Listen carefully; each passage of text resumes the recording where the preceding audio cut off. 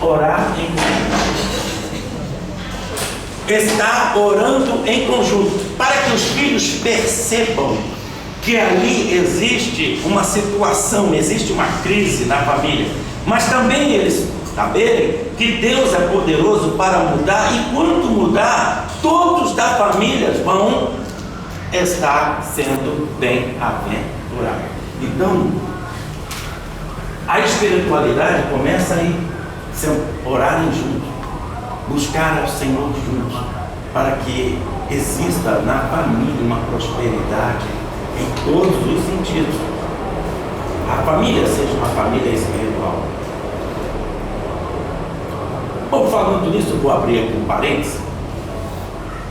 Irmãos, nunca, os irmãos que têm filhos pequenos, nunca coloque como castigo leitura da Bíblia e oração.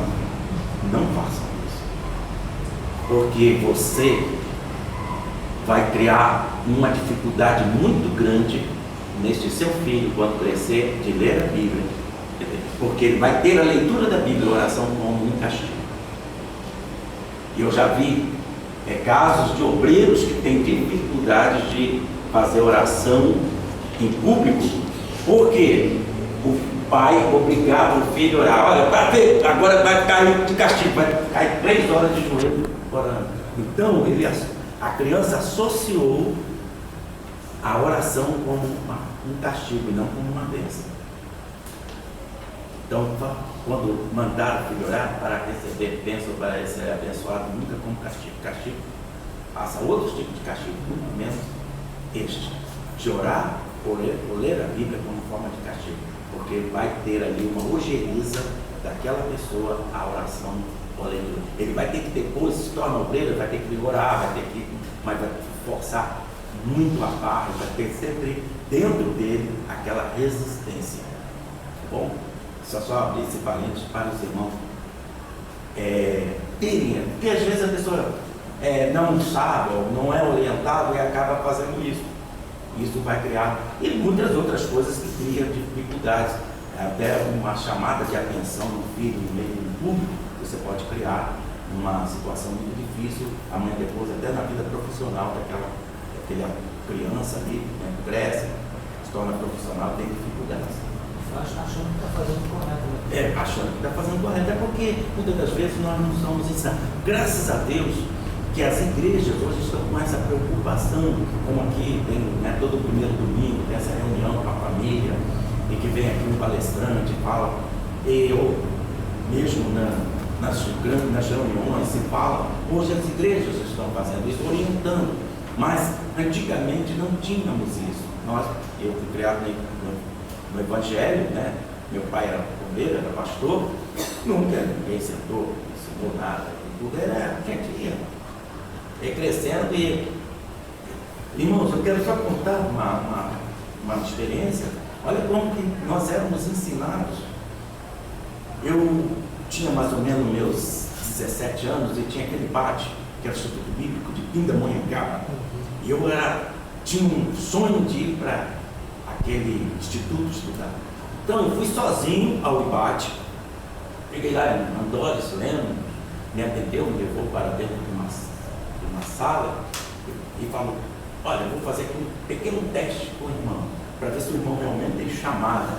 Se o irmão tiver chamada, aí eu vou orientar o irmão como o irmão deve fazer. E me levou lá para a sala, estamos conversando ali algum tempo, ela terminou, ela disse assim, olha, vou lhe dar aqui uns prospectos, mais umas folhas para ser preenchidas pelo seu pastor, e o pastor vai dar lá, não lembro mais valores, mas é um auxílio, uma intenção minha lá durante o período que eu passasse no IBAT. E eu vim todo feliz com aqueles documentos e tal, para apresentar ao pastor. Aí para o IBAT, a irmã disse, olha, o irmão tem chamada, tem uma chamada para o ministério, pelo que eu conversei com o irmão, pelo que eu vi, o irmão vem para cá que Deus vai lhe abençoar. Eu vim todo feliz. Aí, primeira oportunidade, eu fui ao culto, levei tudo aquilo ali. Quando terminou o culto, eu falei, pastor, eu quero falar com o senhor. E ele em cima do culto, eu embaixo. Nós não tínhamos acesso a culto naquela época. E eu cheguei e falei, pastor, olha, eu trouxe aqui um prospecto do IPAD e mais um documento para o senhor preencher e assinar, e tem um valor para o senhor fazer uma manutenção minha durante o período que eu estiver lá no IPAD. Ele olhou para mim,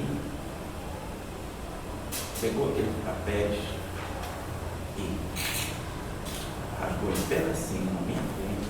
Aí tinha uma lixeirinha que ficava assim do lado do corpo, ele jogou e falou assim: vai pro joelho, quer aprender, vai ler a Bíblia e vai pro joelho.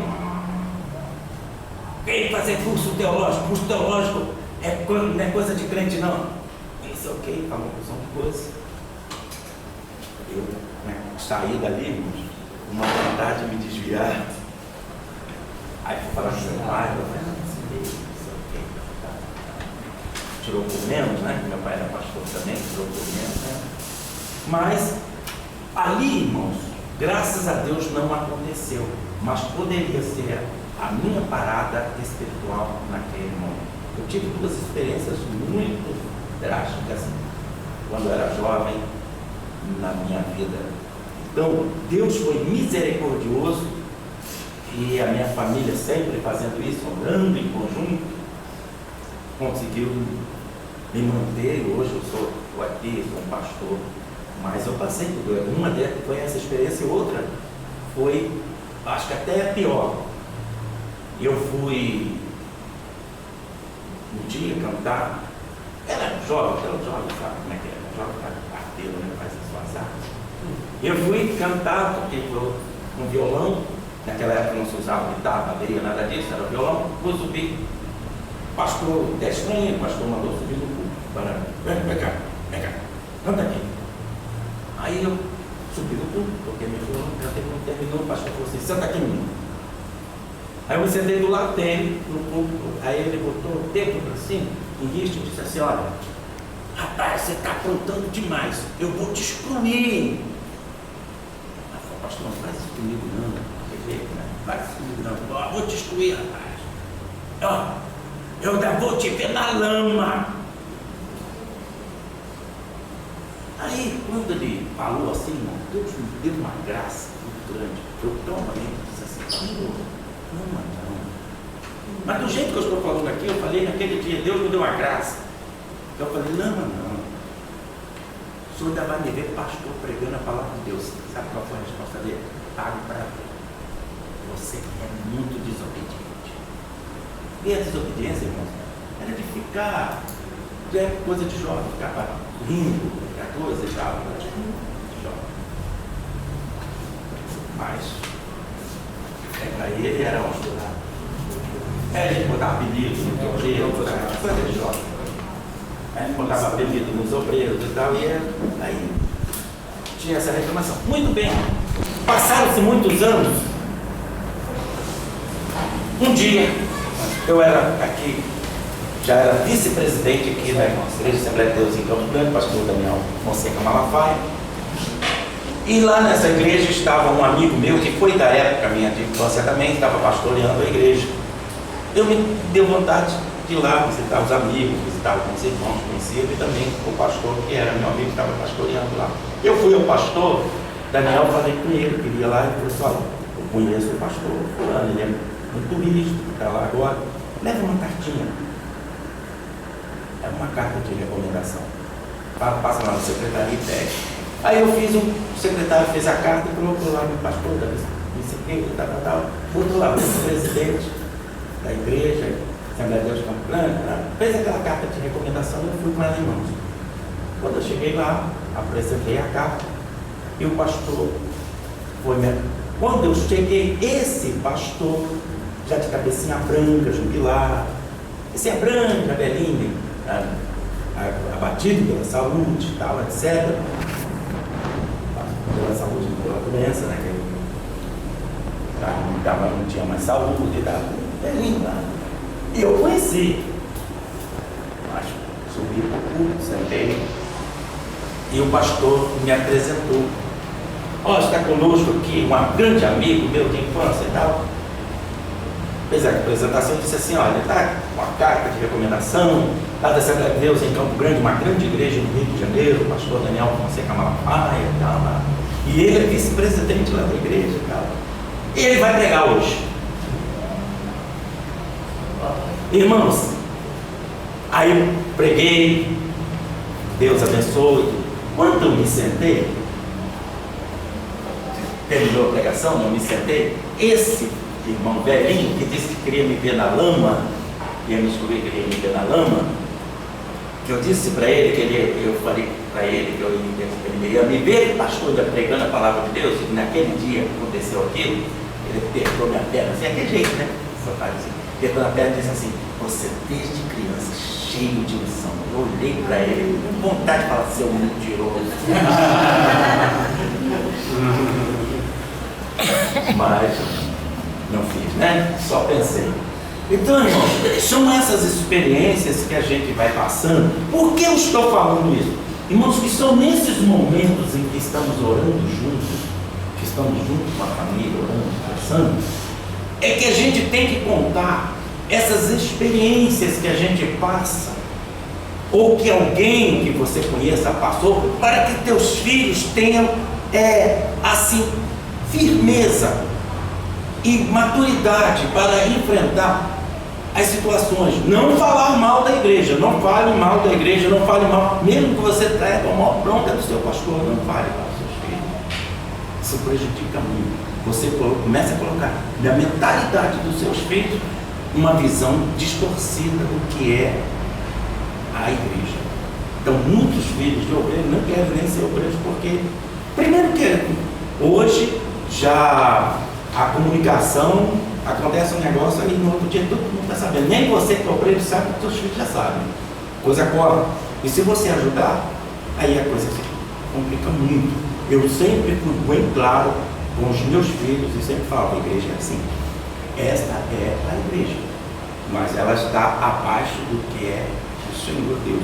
O Senhor Deus está sobre todas estas coisas.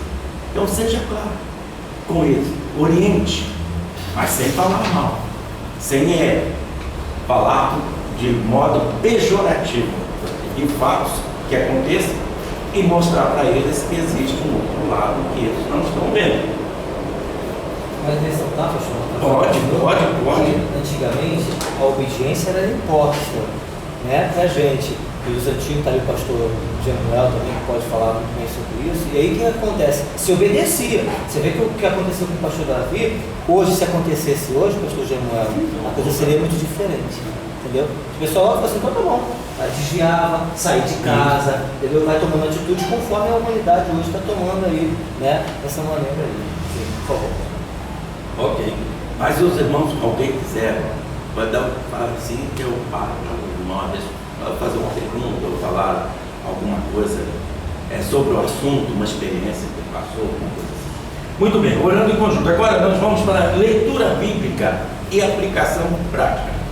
Nós sabemos que a Bíblia é a bússola, ela que rege, ela que mostra o norte da nossa vida, ela que nos orienta. A Bíblia tem ensinamento para tudo, tem para patrão, empregado, pai, para filho, pastor, para mim, para as ovelhas. Ela tem um ensinamento para todas as circunstâncias e tudo que acontece na nossa vida do dia a dia. A Bíblia ela é uma bússola, ela é uma orientação para a nossa vida. Então, o livro de Provérbios é um livro de ensinamento riquíssimo para o dia a dia, o modus vivendi nosso. Ali em Provérbios tem todos aqueles ensinamentos dentro dos Provérbios de Salomão. Então, uma leitura diária da Bíblia, ela vai fazer o quê? Que a gente conheça mais a vontade de Deus para conosco. Por isso é incentivado a leitura da Bíblia. Leia a Bíblia. Ler é uma coisa, estudar é outra. A leitura é o que você vai pegar e vai ler. Vai fazer, vou ler o Salmo de número 23. Então você vai ler o Salmo de número 23, é uma leitura. O estudo não, aí você vai se aprofundar sobre o Salmo 23, por que ele foi dito, o que é, por que ele foi dito por quem, tal, por que ele foi dito, para quem ele foi dito, qual o propósito, aí é um estudo. Mas a leitura que você faz, essa deve ser sempre incentivada, que as pessoas vão conhecer qual é a vontade. E a Bíblia, ela vai falar conosco.